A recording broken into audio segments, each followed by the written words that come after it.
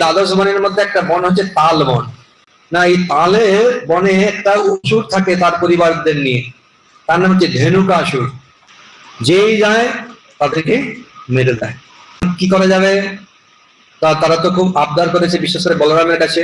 বলরাম বলছে ঠিক আছে, আমি এবার যাবো বলে বলরাম প্রবেশ করেছে। এটা দুপুর বেলায়, সবে মাত্র ধেনুকাসুর খাওয়া দাওয়া করে আত্মীয় পরিবারদের নিয়ে একটু তন্দ্রা সুখ ভোগ করছে আর কি।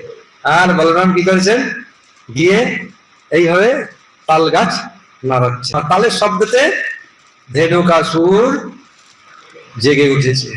এসে বলরামের পক্ষে পিছনের পা দুটো ছুড়ে দিয়েছে। তো বলরাম কিছুই মনে করেননি, মনে হচ্ছে যেন একটা কেউ পদ্ম ফুল যদি ছুড়ে দেয় সেরকম বলরাম মনে করেছেন।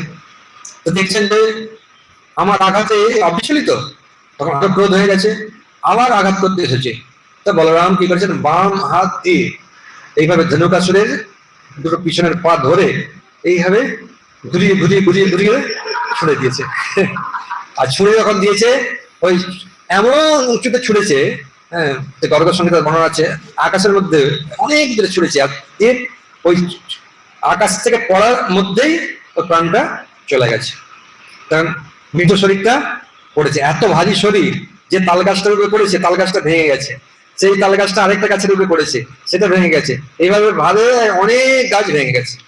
আর যখন ধেনুকাসুর মারা গেছে, আত্মীয় স্বজনরা সব খুব প্রধান্বিত হয়ে তারাও আঘাত করতে শুরু করেছে। কৃষ্ণ বলরাম সকালের সব একে একে সমস্ত পশু থেকে এইভাবে হত্যা করে সংহার করে তাদের উদ্ধার করেছেন, আর সকলের জন্য এই তাল বাগানকে উন্মুক্ত করে দিয়েছে।